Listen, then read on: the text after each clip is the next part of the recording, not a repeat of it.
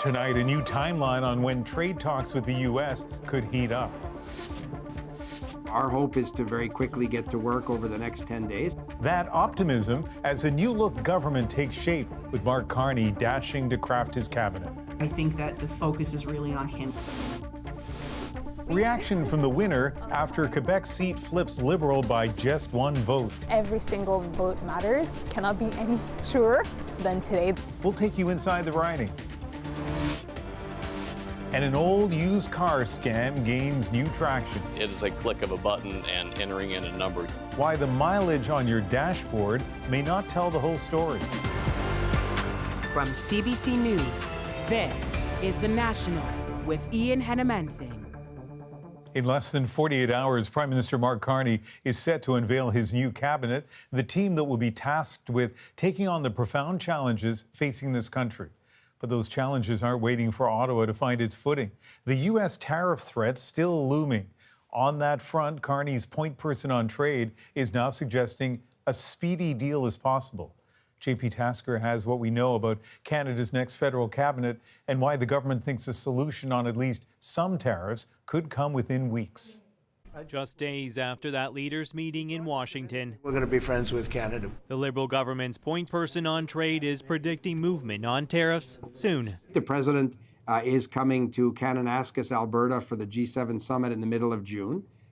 We hope to make some progress before then. Dominic LeBlanc says negotiations will intensify after Trump gets back from his Middle East trip later this week. My hope is that very quickly upon their return, we can sit down and map out a short-term work plan that'll lead to the lifting of some, ultimately all of these tariffs. Just who will be at the table for Canada is still unclear, with the Prime Minister working to craft a new cabinet to be revealed Tuesday, one that will be focused on confronting the tariff threat. Prime Minister Mark Carney has been coy about who will do that work, batting away questions about whether Finance Minister François-Philippe Champagne will stay on in that role. Did he ask you to ask that question? Now we know your sources. Yeah. We will look. I committed to an efficient cabinet, a focused cabinet.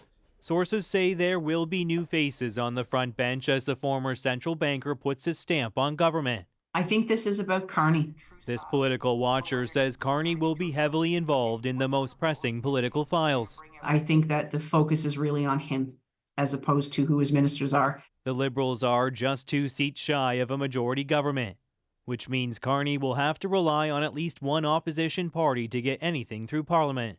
The NDP's interim leader says he may be willing to deliver some votes. We're going to work constructively and see what we can arrange. The Conservatives could also lend the Liberals a hand, at least on some legislation. The party's interim leader, Andrew Scheer, tells me he's willing to put partisanship aside and help Carney get a deal with Trump. And JP, we're getting some indication about the shape of Carney's cabinet.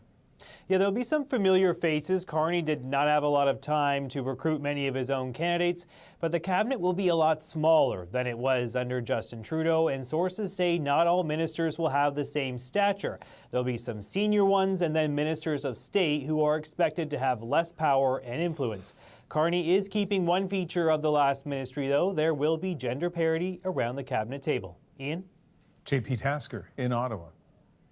The Prime Minister has one more Quebec MP to consider for his cabinet now that the result in the riding of Terrebonne has been overturned in a recount by a single vote. Sharon Yonin Reynolds now with how it happened and reaction from voters. Enchantée de vous rencontrer. Terrebonne Liberal MP-elect Tatiana Auguste says she's ready to get to work. Because every single vote matters. And I feel like, well, it cannot be any surer than today, than for me.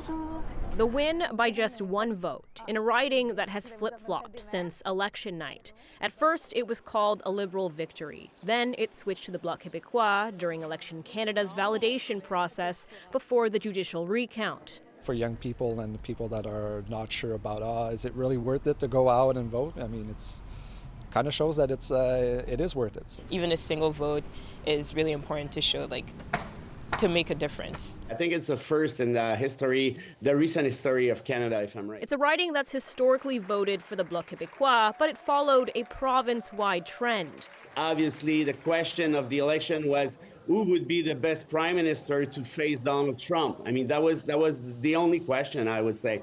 So if I was the Bloc, I would be worried in a sense. Recounts are triggered automatically when a candidate wins a riding by less than 0.1% of the overall vote. This political expert says they're not uncommon. The oversight is strict and handled by a judge. They'll go through all of the ballots again, and that way everyone is able to take a second look, make notes about any that they might have thought, maybe there's something here that should have made that vote discounted. She says the process leaves no room for appeal, though parties can issue complaints if they identify problems with the broader election process. So far, neither the Bloc Québécois or its Terrebonne candidate have said they intend to do so. Sharon Yonan-Reynolds, CBC News, Terrebonne. Judicial recounts are also set to begin in 3 other tightly contested ridings. First up, Newfoundland and Labrador's Terra Nova, the Peninsulas. A recount is starting there tomorrow. This after the Liberal candidate won by just 12 votes. On Tuesday, the process begins in Ontario's Milton East, Halton Hills South. The Liberal candidate won by just 29 votes. And then there's Windsor, Tecumseh, Lakeshore, also in Ontario. That riding currently held by the Conservatives by a margin of 77 votes. A recount begins there on May 20th.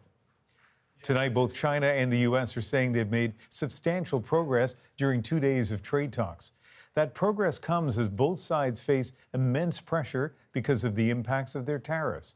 Katie Simpson now with what's next in this attempt to reach a deal. Emerging from trade talks with China, the top U.S. negotiators say the discussions went well. Happy to report that we made substantial progress. It's important to understand how quickly we were able to come to agreement, which reflects that perhaps the differences were not so large as maybe thought. The Trump administration saying without evidence there's a deal, but promised a briefing Monday. Chinese negotiators were more restrained, though still positive. The two sides held in-depth exchanges, said China's vice premier, calling the talks substantive, saying both sides reached an important consensus. Until specifics are shared, it's unclear what exactly has been achieved, given major trade talks typically take months, if not years. If they reach some certainty, that's going to be a big improvement. I'm skeptical that we're going to get there anytime before the end of the summer, and I'm not sure we're going to get there then. The tariff standoff between Washington and Beijing is being felt at ports along the U.S. West Coast. Fewer ships with Chinese goods are arriving, meaning less work at the docks. And fewer loads for truckers to haul. We'll be down about 31% in volume compared to the same time last year. Through the uncertainty, the Trump administration is urging Americans to be patient. Prices are going to stay stable once this policy is done. You got to give the president a chance to run it. But over the next 3 months, this policy is going to show trade deal after trade deal. After promising new details for weeks, only one has been announced, a tentative agreement with the UK. It will still face tariffs on most exports, though, and the White House has signaled most American trading partners will likely have to endure them, too. So we do expect a 10% baseline tariff to be in place for the foreseeable future. Like the U.S., China says it will also reveal details about the agreement Monday and keep an eye on the markets. If trade tensions between the world's largest economies ease, it could reassure jittery investors. And Katie, this is the week more Americans may feel the pain of the trade war. Yeah, Chinese exports now arriving in the U.S. are some of the first subject to the 145% tariff, which means consumers may notice price hikes and there could be shortages. And that's why there's so much pressure on the Americans to ease up. Katie Simpson in Washington. Hamas says it will release an Israeli-American hostage imminently as part of an effort to reach a ceasefire deal.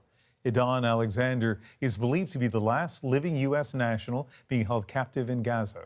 Donald Trump confirmed the news on social media, calling it a step taken in good faith. This comes just 2 days before Trump's set to begin a visit to the Middle East, which starts in Saudi Arabia. Washington and Tehran have completed a fourth round of nuclear talks and announced intentions to move forward with more. But publicly, at least, they remain far apart.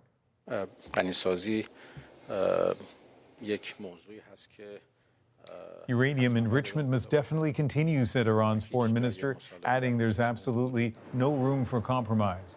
Publicly, the U.S. is demanding an end to Iran's enrichment, which is on the verge of producing weapons-grade uranium.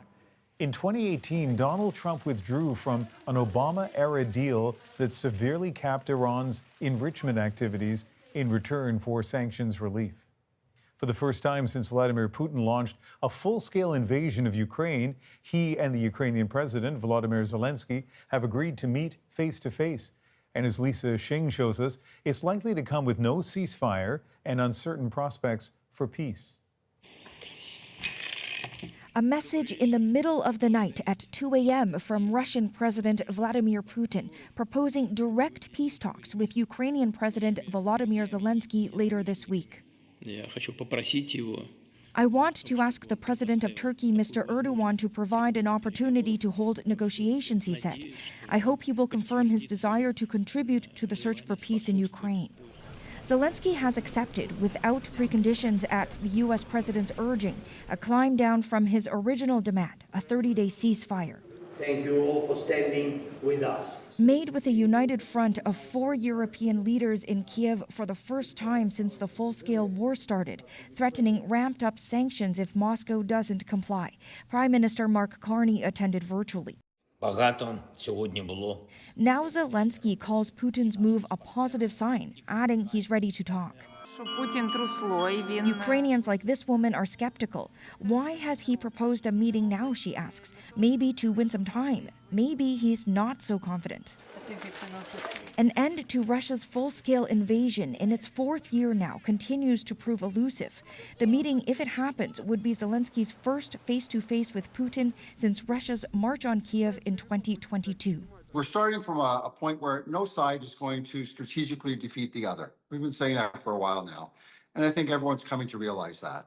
But it could still be a long way from being over, even though the sanctions could hurt Russia.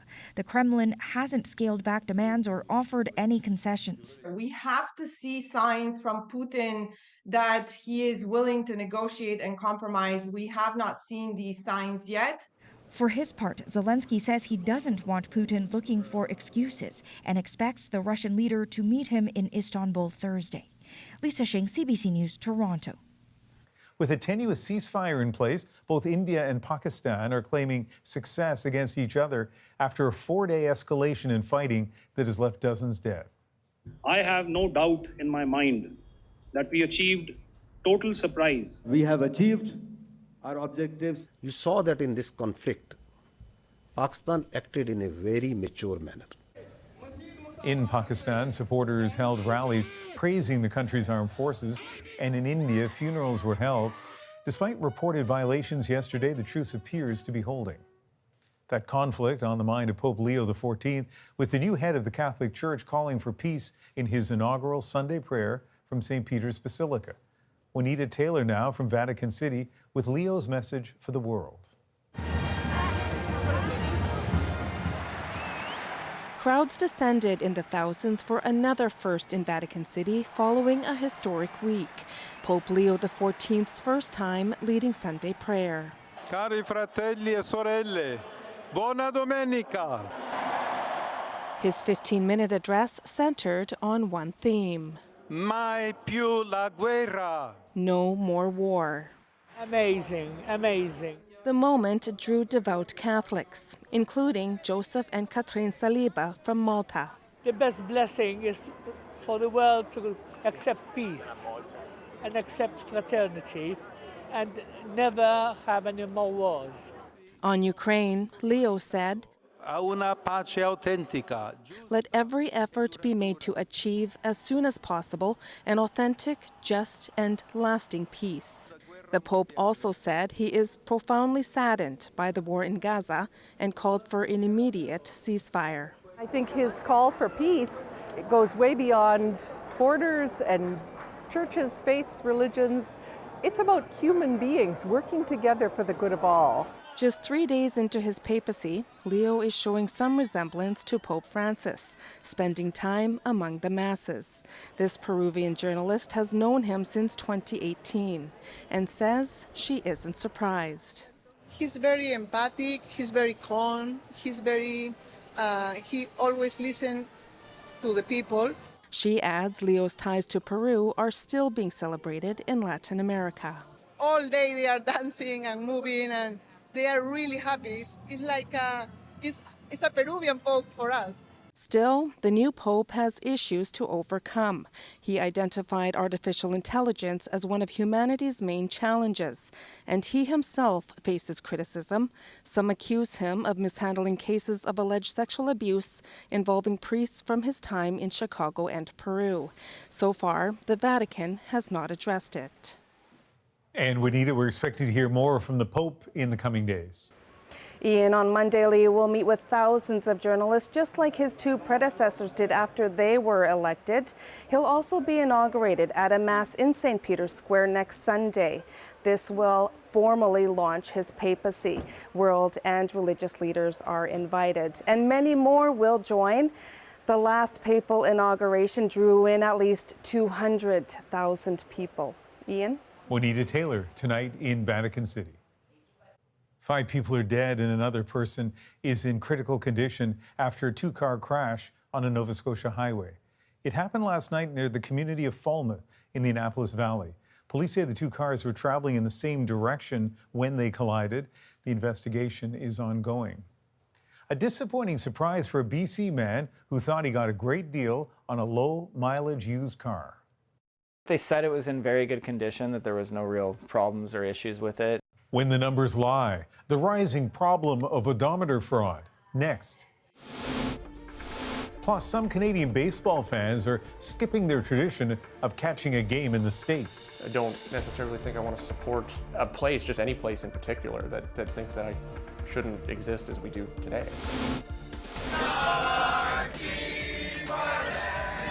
And later, Toronto Maple Leaf fans offer up a subway serenade to their favorite anthem singer. Oh my gosh, they're singing for me. We're back in 2.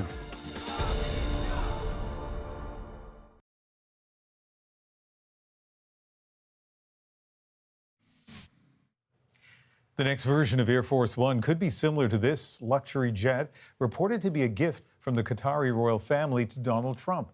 Trump toured the jet, which has been called a palace in the sky, in Palm Beach back in February.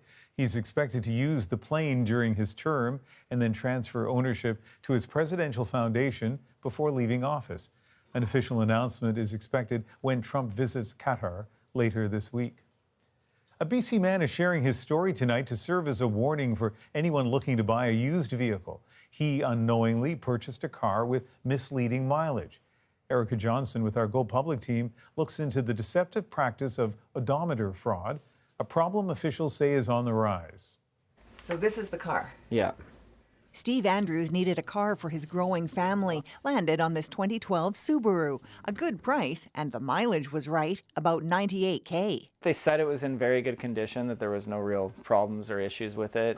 But as soon as the car left this dealership, it started to shake. Andrews brought it to a mechanic who helped him locate a record showing that back in 2020, the mileage was already thousands higher than advertised. But it gets worse. Go Public tracked down the previous owner who sold that Subaru just a few months ago. What was the mileage on the vehicle when you sold it? She told us the odometer was at about 150,000. So who rolled it back? More than 50,000 clicks. Yeah, I was definitely angry. Looks like a classic case of odometer fraud, which no one tracks in Canada. But recent tariffs on new vehicles are expected to drive up demand for used ones. And it's not that hard to find out how to fiddle with an odometer. This expert shows how even modern digital odometers can be tweaked using a handheld programmer widely sold online. It is a click of a button and entering in a number. You don't have to have any know-how. You just need to know how to select a vehicle on a screen. In seconds, he takes years off the vehicle. Andrews bought the car from this dealership, which told us the mileage was low when they agreed to sell it on consignment from this dealership, which also said the mileage was low when they bought it from the private seller. Claimed they'd done a full investigation, but wouldn't say what they found. This car expert says the buck stops at the dealership selling the car. Dealerships do have to go upstream and find the source of where this all began, who is responsible, because ultimately they will be held accountable. Steve Andrews did get a refund and filed a complaint with BC's regulator for car dealerships. He also bought a used car for his family from a different dealership. He hopes his story warns others about a potentially costly, deceptive practice he was lucky to catch. Erica Johnson, CBC News, Vancouver. Our Go Public stories come from you. If you have a tip for the team to investigate, send an email to gopublic@cbc.ca. Well, lots of Blue Jays fans here in BC have chosen to forego their annual trip to watch the team play in Seattle. It's just become a little less about the baseball and more about the politics. How uncertainty at the border may be affecting attendance in the stands. Next. Plus, with a new memoir on store shelves, Max Kerman, frontman of Arkells, reflects on a career in music. If you can do it full time and if you can pay your rent by playing original music, you are so lucky. Why he feels no shame about being a self-professed tryhard. And concern grows on an Alberta Cree nation as funding dries up for traditional Cree births. It's about reclaiming culture, reclaiming language, reclaiming identity. The National breaks down the stories shaping our world. Next.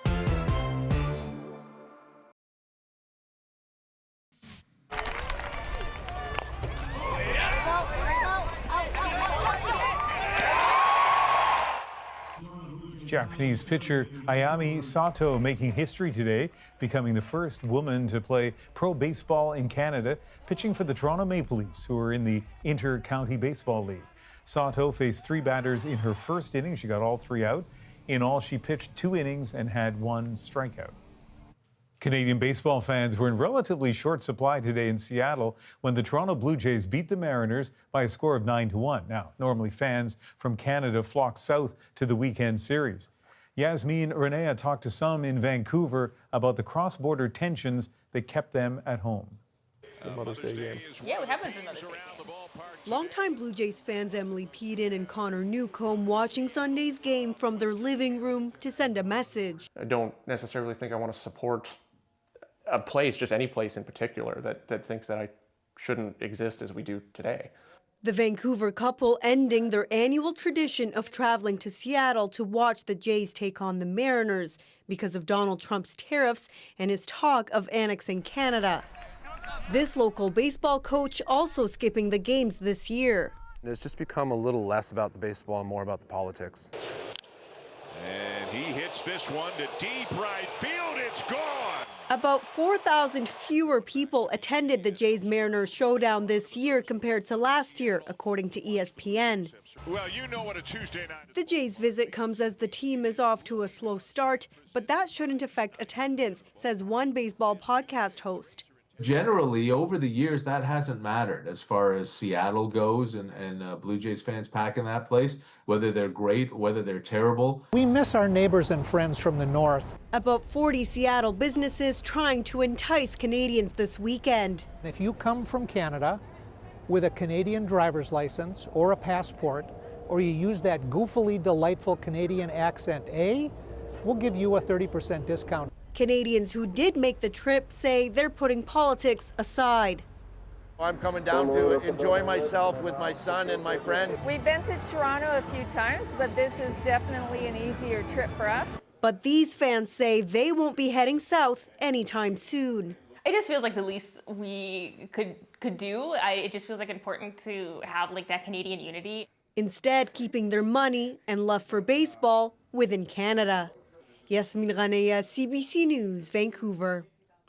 At the Hockey World Championship in Sweden, Canada remains unbeaten after a big win over Latvia. Centering pass scores, McKinnon from Horvat, and Canada leads 2-1. Nathan McKinnon scored that go-ahead goal in the first period, and Canada never looked back, going on to win 7-1. Travis Konechny scored twice and added an assist, while Sidney Crosby had 3 assists in the victory. Canada continues its hunt for its 29th tournament gold medal and plays France on Tuesday. Now it's time to dig deeper into the stories shaping our world.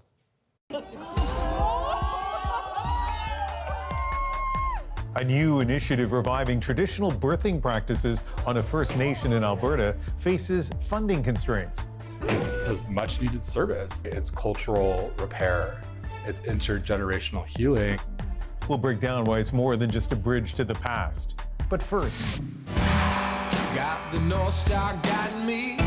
Meet the frontman of a quintessentially Canadian rock band, Arkells. They've played in the biggest arenas in this country. But when I sat down with Max Kerman in Toronto, he spoke of his personal connection to smaller concert venues and what it means to be Canadian with sovereignty under question.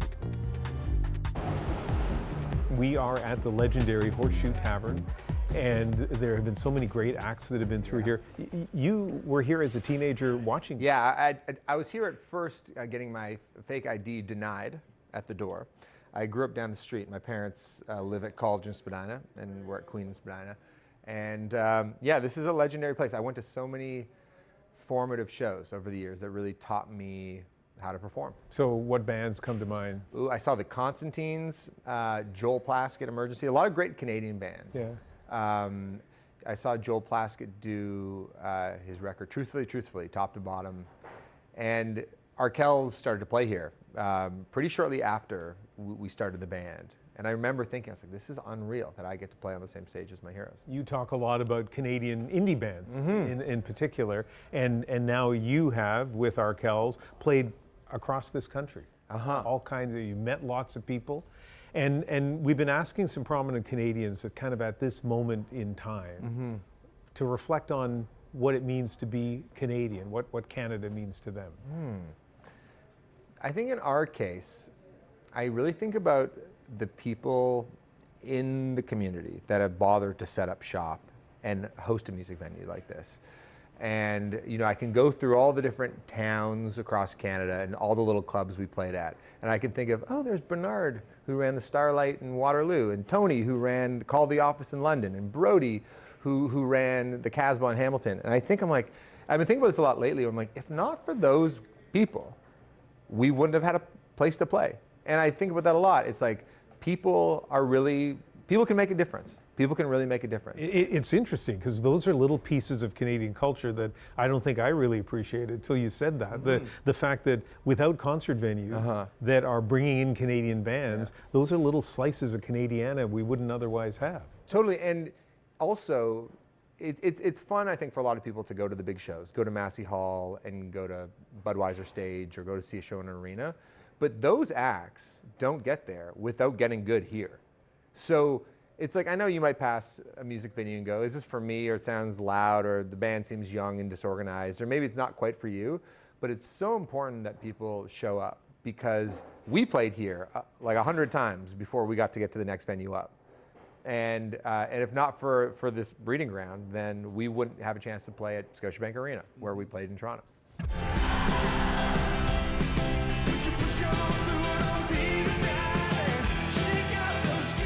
Speaking of Canadian moments, at the Junos in Vancouver, Michael Bublé shouted you out, said you were... I think you're one of the greatest frontmen on the whole planet, let alone Canada. I love the Arkells. And my sisters are up there and they agree with me, man. Thank you so very much. What was that like? Bublé's been very kind, very encouraging to our band.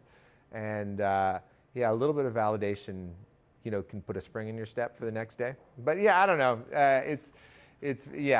I always look to people who are generous in spirit, and Bublé is definitely that. And I talked to Erica M. because she had posted something on Instagram about how down to earth and nice Bublé was. But then when I talked to her, she mentioned you as well. She said how proud she was of the Canadian artists that she met in Vancouver and how they embodied the things that she would hope that Canadians embody, kindness being chief among them. Yeah, well, I think most Canadian musicians realize what a precious job it is. If you can do it full time and if you can pay your rent by playing original music, you are so lucky. Like really, there's a tiny fraction of musicians that can say they do that. And so if you have it, you really recognize that it's the people who are showing up to buy a ticket to your concert or say hi to you in the street that are the ones paying your bills. So we're very aware, and we're also aware that it doesn't, it's not a given. You're not entitled to the job, and so I think the least you can do is be friendly, I suppose. I mean, friendly. Like you and your band have this extraordinary reputation of connecting with your fans. So let's talk about that a little bit. First of all, at venues, I often wonder whether it's athletes at a game or musicians on stage. Do you actually see people in the stands? Yeah, I'm always looking for things in the crowd that might set the show off in a different direction. And I think that's what makes the show interesting to me, if somebody's holding up a sign with a special request. This one moment happened in Edmonton, and it was probably 2015. We were playing this love song, My Heart's Always Yours. It's like an emotional song. In the bridge, there's a breakdown where it's just a pulsing kick drum. I get to talk to the crowd a little bit, talk about what it means to be with them on that night. And I looked in the crowd, and I saw 9 dudes, all maybe early 20s, arm in arm, swaying back and forth. I was like, what a sight. 9 male friends, just arm in arm, swaying side to side to this love song. So I said, all right, everybody in the crowd, and there's probably 5,000 people there. I see some people arm in arm, everybody arm in arm. And then the whole crowd became arm in arm. And that has become the tradition at all Arkells shows during that song ever since. How we doing up on this side? You guys okay? And so there's magic that happens if you're paying attention. Let's talk about this book, Try Hard. Why that title? Why those words? Well, I think early on, when I was like a teenager, I always felt a little reluctant about who I was, because I was a very eager person. I was a very enthusiastic person. I really wanted to be involved, and wanting to be in the music scene was sort of antithetical to that, because being in a cool band means you're a little bit distant, that you're maybe a little bit removed, maybe you're a little bit hard to talk to.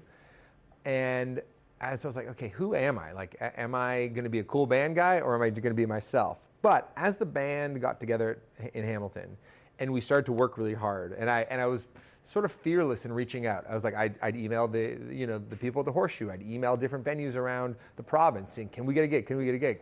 I realized that being a tryhard kind of was paying off, because the band eventually got signed and we got to open for big bands and we were on our way in our career.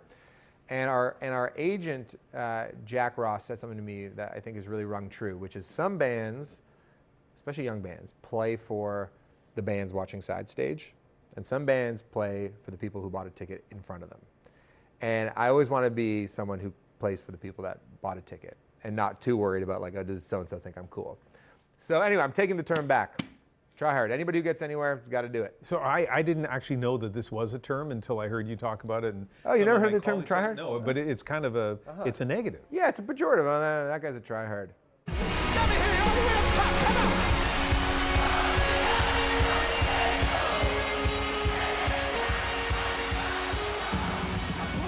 Let's talk about being a band in 2025. There was a time when you'd be signed to a record label and you would try to write radio singles and they would be on there and they would sell the album and I'd go to the record store and buy the album.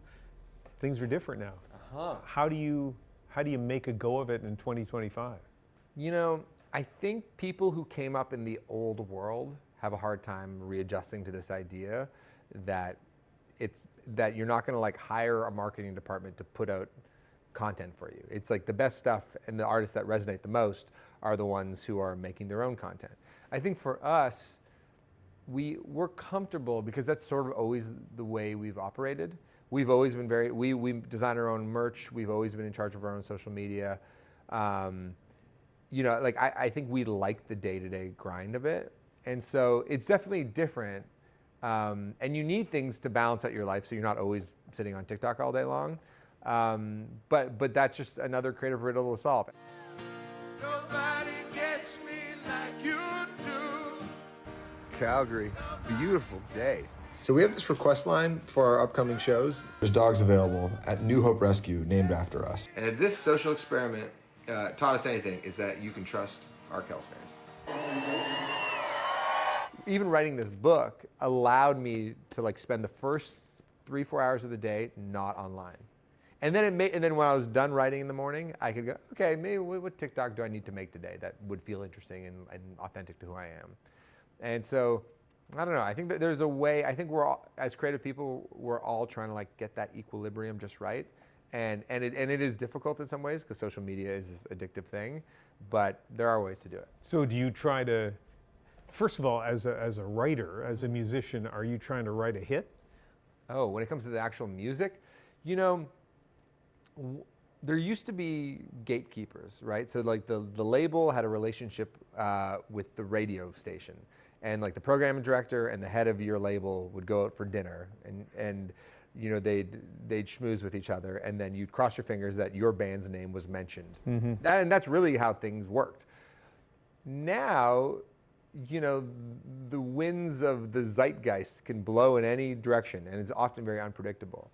So there are certain songs that have become famous that came out 12 years ago that are now having a big moment, and it's very hard to predict, and it's a little unsettling in that way, but it's also inspiring that like something you do could catch wind in a cool way. Speaking of connection to fans, one time somebody contacted Max and said their friend was getting married at the hotel that I think Arkells were staying at, and Max strolled in with a guitar and surprised the husband and wife. And if that sounds familiar, it's because it was a moment here on the National, and it's worth taking a look at, so look it up. A first-of-its-kind pilot project enabling Indigenous mothers to give birth in their community in a traditional way. It's cultural repair. It's intergenerational healing. As the clock ticks down on the program's funding, some wonder what price should be paid for culture and tradition. That's next.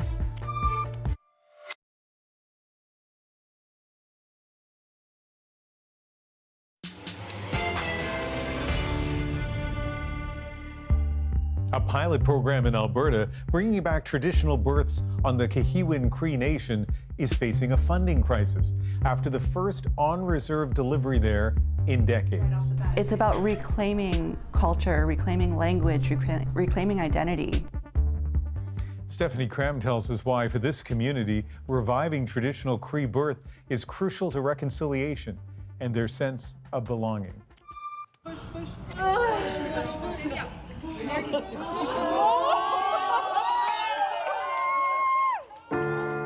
Born into ceremony, a traditional Cree birth, the first in nearly 65 years for Kehewin Cree Nation, 235 kilometers northeast of Edmonton.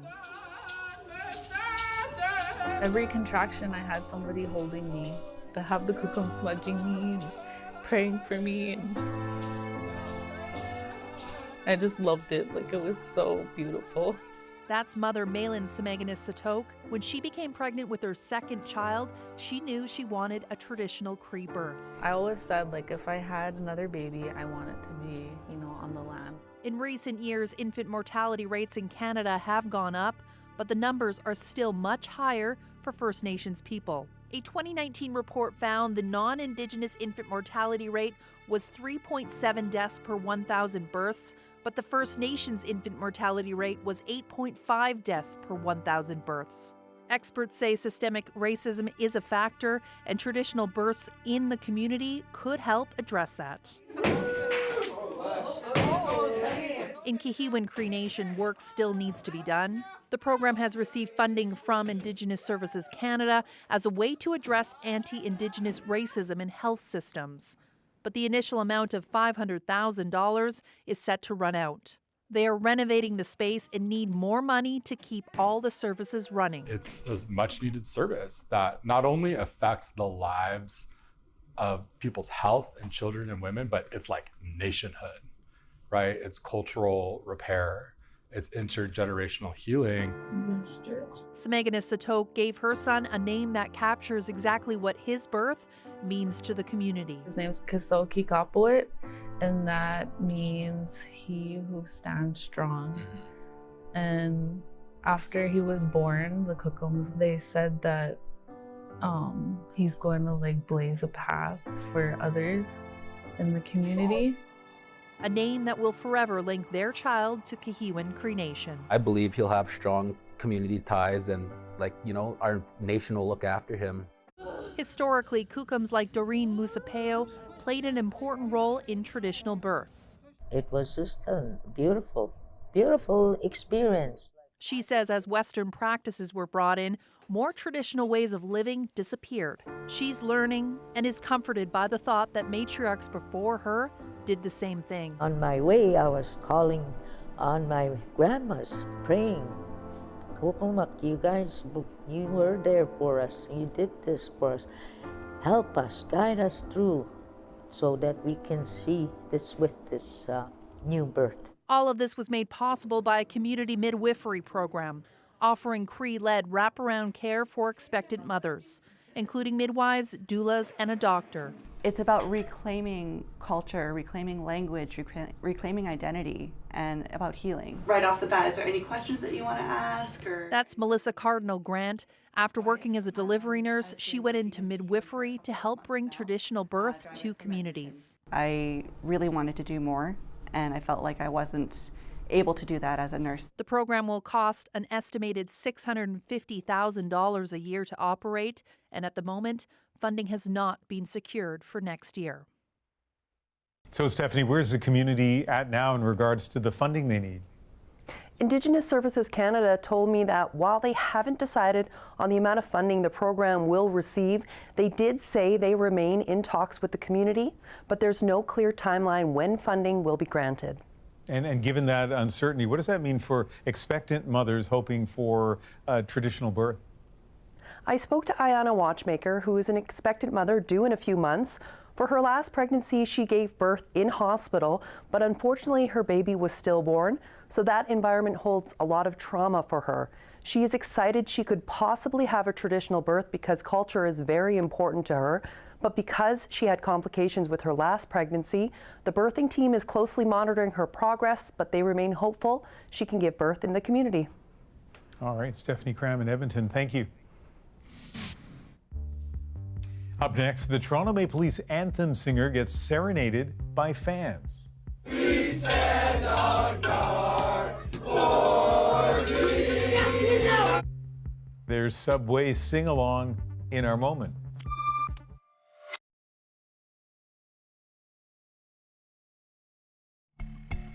After singing "O Canada" to a packed arena before last Wednesday's Leafs game, Natalie Morris got treated by fans to a rendition of their own when she was heading home on the subway. It caught the attention of fans online, with the team sharing the video on social media. So tonight, their spontaneous and patriotic show of appreciation makes our moment.